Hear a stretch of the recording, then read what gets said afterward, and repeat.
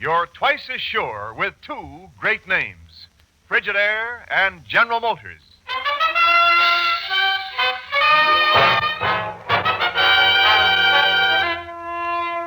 Frigidaire presents Herbert Marshall as the man called X.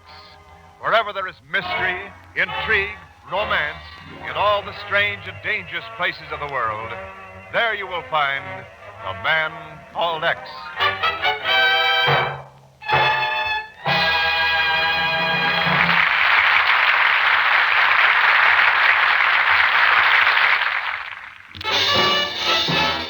More Frigidaires serve in more American homes than any other refrigerator.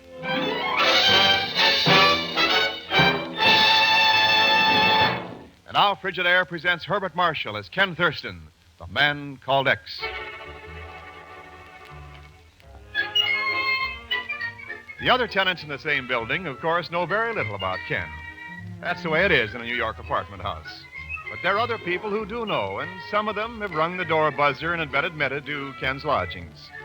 Sometimes the caller has been an old friend. At other times, it's been Pagon Zellschmidt.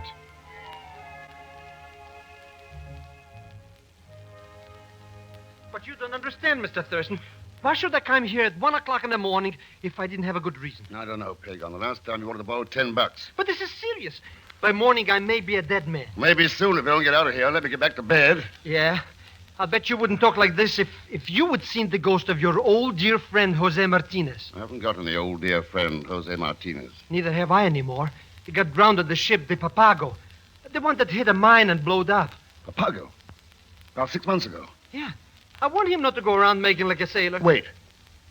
You saw this man tonight alive? Well, not alive exactly. He's a ghost. And when I came to, somebody was throwing cold water over me. Just take a look at the shirt.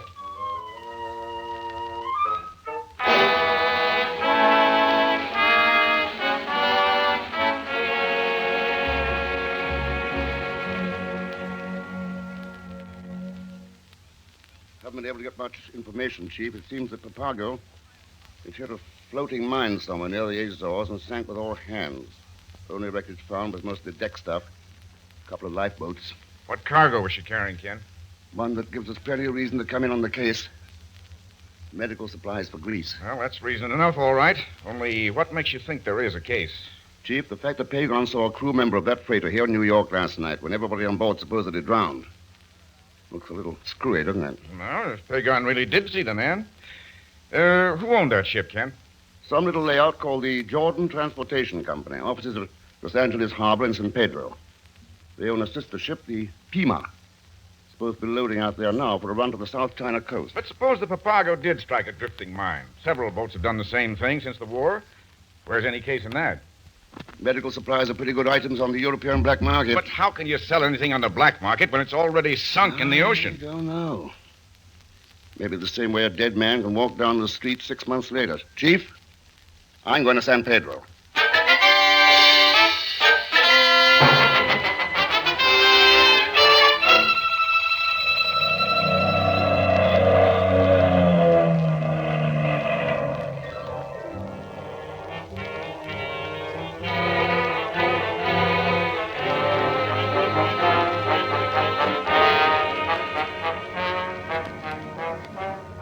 The fact is, Ken, we simply don't know too much about that Jordan setup. Well, how come, Dave? I thought you boys in the harbor police would know if anybody did. Well, as far as I know, they've never been tied up with anything crooked. So? Who's in charge of their office here in San Pedro? A fellow by the name of Myron Sharp. Sharp. And the name we have listed as owner of the company is E. Jordan. Likes to eat at the Casa de Sevilla in Santa Barbara. That's a very fine restaurant about 100 miles up the coast. Oh, yeah, I know the Casa de Sevilla. Used to go to Santa Barbara on vacation. Vacation, eh? Why don't we go up there for a week right now, Mr. Thurston? Quiet, Pagon, shut up. You see, as far as we've known, Ken, the Jordan Company is a small layout, operating a couple of freighters out of various ports. Only one now, Dave. They lost the Papago 6 months ago. Yes, I know about that. But they bought another ship about 6 weeks afterward called the South Wave. Huh?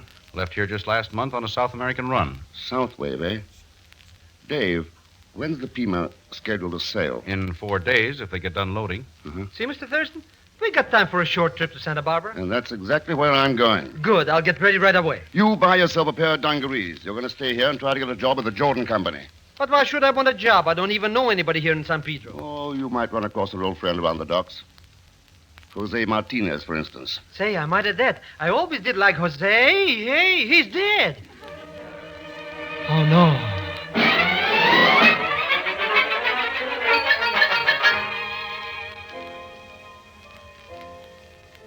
It's good to have you with us again. How long are you planning to stay, Ken? Not long enough, Pete. I'm not on vacation this time. I'm looking for somebody. Well, now, I'm sure none of the patrons here at the Casa de Sevilla could possibly... Oh, no, nothing of that sort. This guy is the owner of a shipping company down in San Pedro. Let's see, the name, E. Jordan. Jordan? Oh, yes. Come on into the lounge, Ken. I'll introduce you. You've never met this guy, huh? No, I just got the name from the harbor police in San Pedro. Oh, I see. Over this way. Excuse me, Mother Jordan. Oh? Oh. I'd like to present an old friend, Ken Thurston. Mother Jordan, Ken. How do you do? Oh, hey. See you later, huh? Yes, Pete, yes. Sorry to break in on your piano playing, Mother Jordan. Oh, that's all right, Mr. Thurston. I just do it to make the time go faster. Did you want to see me about something special? Well, yes, I was told in San Pedro that you own the Jordan Transportation Company. Oh, dear. I'm afraid you've had a trip all the way up here for nothing. You see, I just leave everything to Mr. Sharp down in San Pedro. He's an awfully nice boy, and I'm sure he'll... Yes, I understood Mr. Sharp was your manager, but I thought I'd better talk to you about this first.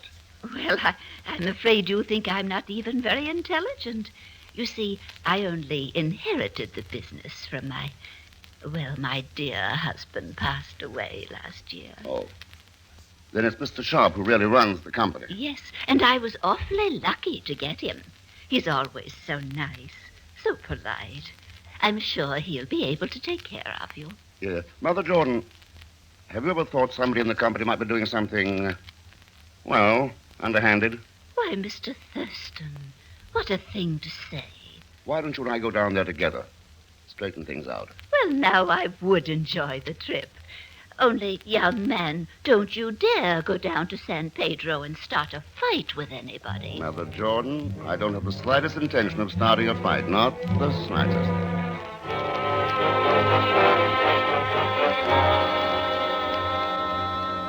As far as I can see, Mr. Thurston, the whole idea is ridiculous. We lost the Papago through an accident, but that's no indication that people will run into any danger on this China trip. I don't know, Mr. Sharp. They've reported drifting mines north of the Philippines. Been drifting mines all over the world since the war, Mr. Thurston. Several ships have been sunk by them. That's right, Captain Blake. But I doubt if any of the crewmen who drowned on the others ever turned up alive later. I've shown you the crew log of the Papago, Mr. Thurston. There were no Jose Martinez on board. You could have signed on with another name. Oh, That doesn't make any sense. Gentlemen, please. At least Mr. Thurston is being nice and polite about it. Sorry, Mother Jordan. Yeah, well, I guess I'll go on board. About my bedtime. When's the Pima scheduled to sail? Friday, if everything works. No. It'll be before midnight Thursday or else on Saturday. Oh? I start no voyage on Friday. Superstitious, Captain Blake? I'll see you in the morning, Myron. Night, everybody. Good night. Glad to have met you, Mr. Thurston. Thank you. He's an awfully nice man, so strong and everything. He been with the company a long time? This is his first trip. He was in the China coast trade. I see. If you'll excuse me, I think I'll just go on up to my room. You see, Mr. Thurston, my dear husband built a little apartment up over the office here, and I have some knitting I must work on. Good night, all. Good night, Mother Jordan. You find her quite a trusting employer, don't you, Mr. Sharp? And just what do you mean by that? Nothing may be true, isn't it, though? Anyway, wait. Mr. Sharp! Mr. Sharp, I was... Mr. Thurston, What's wrong, Pagon? what's wrong? If you only knew what I just saw out there on the deck of that ship. Oh, I know, all right. Jose Martinez, or his ghost.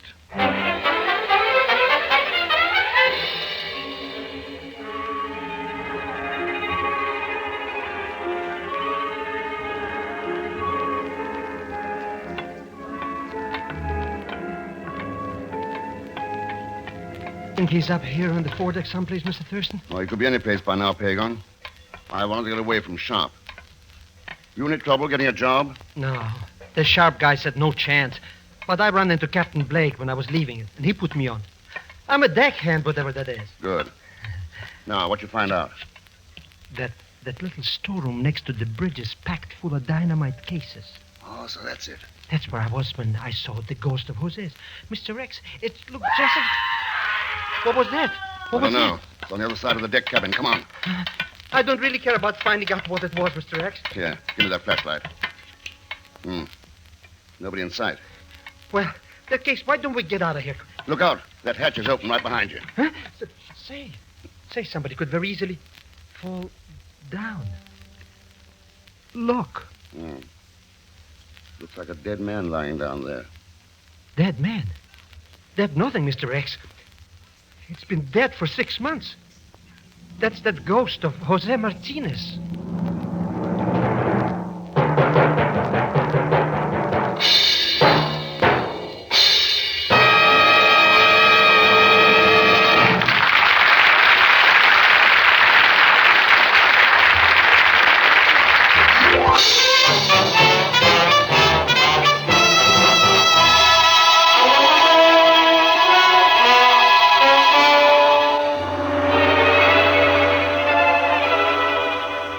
Now to continue with Frigidaire's Man Called X, starring Herbert Marshall. The freighter Papago struck a drifting mine and sank with all hands. But 6 months later, Jose Martinez, who'd been one of her crew, showed up in New York, alive. And now the trail has led Ken and Pagon to the dark hold of the Papago's sister ship, the freighter Pima, lying at a wharf in San Pedro, California. They're bending over the body of a man who is dying for the second time, Jose Martinez. Easy, Pago. Lift his head up. He's in bad shape. Blake. Capitan Blake. Look, Mr. Thurston. He's been stabbed in the back. Yeah. Jose, what about Blake? Blake. What about Captain Blake? He'll talk. Scared. Huh? Get Blake. Mr. Thurston. Oh. Yeah, Pago. If you meet him again now, he will be a ghost. That reminds me, he looks as solid as anybody. I don't see how he could... Quiet. Huh? Yeah, Pagon, he must have been dead for 5 or 10 minutes. Too bad he won't be able to talk. No. Mr. Thurston? What's the trouble, anyway? Captain Blake. Looks as if somebody had knocked off one of your crew, Jose Martinez. Huh? Well, that's not Martinez. It's a seaman named Tony Zork. Uh-huh. Come on, Pagon. Better not leave the dock, Captain Blake. And the same goes for Sharp if you can find him. What's that? Now, wait a minute. Where are we going, Mr. Thurston? A couple of places. And Pagon, we've got to move fast.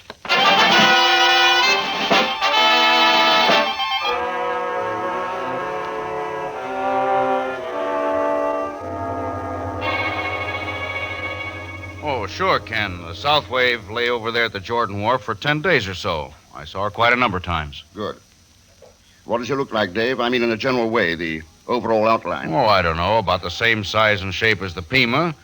She had a cleaner deck line, though. No after cabin, no superstructure above the bridge level. In other words, if you took those items off the Pima, she'd look pretty much like the South Wave, what? Sure, but I don't... Wait a minute. Papago was a sister ship of the Pima. Right, Dave. And the Jordan Company supposedly bought the South Wave 6 weeks after the Papago supposedly sank. Yeah, but how could they change it over that way at sea? Well, you can do a pretty fast, clean job of cutting steel with dynamite if you know how. Where did they claim they bought the South Wave? Now, let me see. According to our registry, from the Cochin Saigon line of Shanghai. Logs and papers all in order. A company on the China coast, eh? Dave, I think I'd better make a phone call.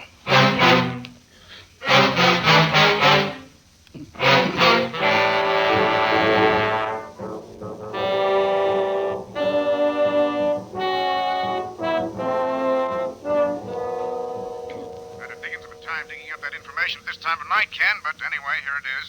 Go ahead, Chief. There is a Cochin Saigon line in Shanghai, and they did own a freighter called the South Wave. Sold it 2 years ago. Who bought it? The Canton Steel Company. They broke it up for scrap. Scrap. What about Blake? Well, Captain Blake was discharged by the Cochin Saigon line a year and a half ago, embezzling ship's funds. They don't know where he went. As for that Yangtze River business, you were right. All right. Thanks a lot, Chief. I'll let you know what happens. Yeah, but Ken, I don't see... So long, Chief.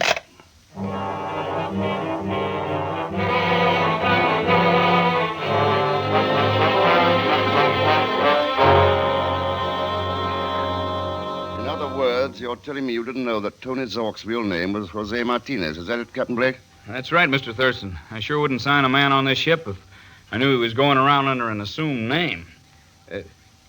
What makes you think any different? Didn't you work for the Cochin Saigon line once? Well, yeah, that's right. What was that? What do you mean? I thought well, nothing, I guess. Mm-hmm. How'd you happen to leave the Shanghai company? Well, I got tired of the way that... What's wrong, Captain Blake? Look, there at the porthole. That face, it's Martinez. Oh, it's imagination. I don't see anything. Anyway, you called him Tony Zork before. That's who I mean, Zork. It's gone now. Did you kill him? No. You know who did? No. I was here in my cabin. There it is again. Jose, no! Can't you see him there at the porthole? Why should I? I don't have a guilty conscience. Oh, he's gone now. Mr. Thurston, what do you think he wants? Maybe he wants you to start talking. I've got nothing to say. Well, then you'll probably go right on seeing him. You going to talk? No. What is it you want to know?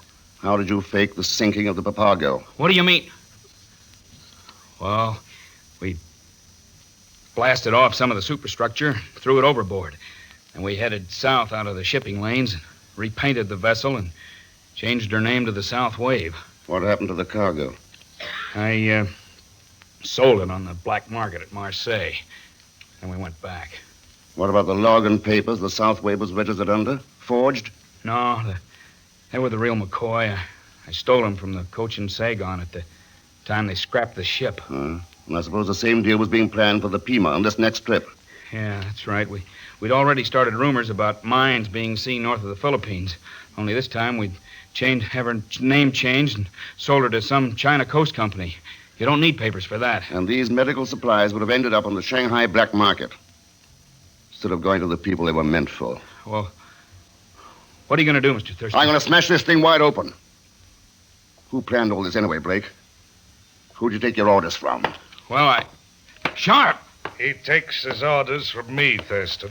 Well, Sharp. Nice looking gun you're carrying. Yes. Shoots nice, too. What happened to Pagon? You scare him off? No. Caught him out there on deck shoving Martinez's body up to the window. Huh? He's either knocked out or dead. So that was it. I thought it was his spirit. You superstitious fool. Thurston tricked you and you started right in shooting off your mouth. I can't take any more chances with you, Blake. No, wait. I won't talk. You can trust me. I'll be able to trust both of you in about 15 seconds. Did you kill Martinez, Mr. Sharp? That's right. Didn't want you to identify him. Now you can tell him hello for me. No! Oh, dear. I guess I must have hit him, Mr. Thurston. He fell down. You hit him all right. 2 shots right in the back of the head. Come on in, Mother Jordan. I heard the whole thing, and I simply can't understand it. He was always such a nice, polite young man. Oh, thank goodness my dear husband always made me carry this revolver in my knitting bag. Yeah. Pagon, you all right? I wake up and find I'm asleep with a dead body. My head feels like a cantaloupe. Hey, what hit me anyhow? The late Myron Sharp hit you, Pagon. Hey, he's dead. You shot him, Mr. Thurston? No, Mother Jordan did that. You mean she could shoot somebody? Well, I had to, Mr. Zellschmidt. He was going to kill these 2 gentlemen. Oh. That's right, Pagon. And then, too, he might have spilled the fact that she's the brains behind this racket. Why, Mr. Thurston, what a thing to say. Isn't it, though? Suppose you explain how Sharp could pull all these deals without the owner of the company finding out. Well, I told you my dear husband always took care of things. Your husband. He wouldn't have been a man named Bully Jordan, would he? Head of a pirate fleet on the Yangtze River back in... No, don't try it. Dave Taylor's right behind you. Harbor Police. I'll take that gun. Thank you, Mrs. Jordan. Now, come on, let's go. You too, Blake. Come on. Just a moment, please. I think I'll need my knitting. Mr. X, when a nice, sweet-looking old lady like that turns out to be a dirty crook, then I'm completely disillusioned. That's the trouble, Pig. You can't always tell by looking. There's a lot of things in this old world that look pretty good on the surface. But you have to go deeper. Sometimes you even have to think about them. And thinking isn't so tough once you get used to it. Why don't we do more of it?